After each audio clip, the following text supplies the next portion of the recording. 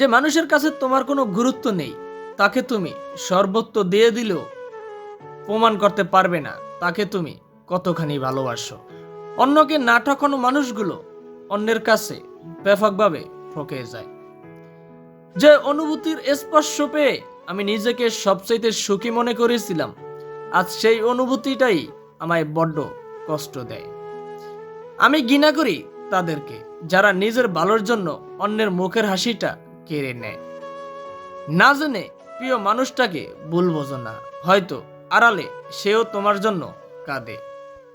যাকে তুমি যতই চাইবে সে তোমাকে ততই ইগনোর করবে, আর এটাই বাস্তবতা। সারাদিন মন খারাপ করে বসে থাকলেও খোঁজ নেওয়ার মতো কেউ নেই। দিন শেষে রাতের কাছে হাসি খুশি থাকা মানুষটাও হেরে যায় কোনো এক তুমির মায়ায়। তোমার আবেগ মাখানোর স্বপ্নের মূল্য কেউ দেবে না, তাই কাউকে বলার থেকে ওইগুলো নিজের মধ্যে জমিয়ে রাখাই শ্রেষ্ঠ। তোমার মতো থাইকো তুমি সারা জনম ভরিয়া, আমি না হয় থাকলাম আমার আদার ঘরে ভরিয়া। অবশেষে আমি এখন শূন্য, আর তুমি অন্য কাউকে নিয়ে পরিপূর্ণ।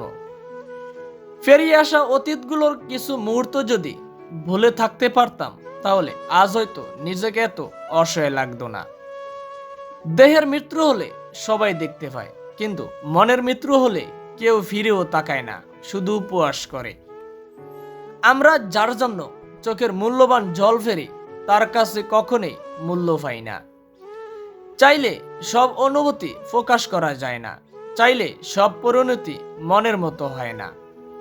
হয়তো আবার একদিন তোমার আমার হঠাৎ দেখা হবে, তোমার হাতটা থাকবে অন্য কারো হাতে, আর আমি চেনা হয়ে হারিয়ে যাব অচেনা মানুষের ভিড়ে।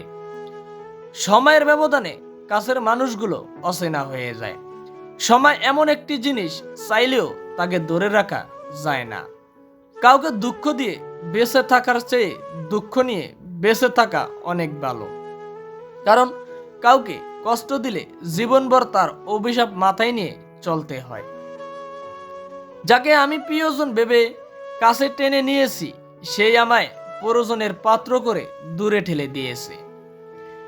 যখন নিজের অজান্তে কাউকে কষ্ট দিয়ে ফেলি, তখন নিজেকে বড় অপরাধী মনে হয়, আর কেউ যখন আমাকে কষ্ট দেয়, তখন মনে হয় এটাই আমার পাওয়ার ছিল।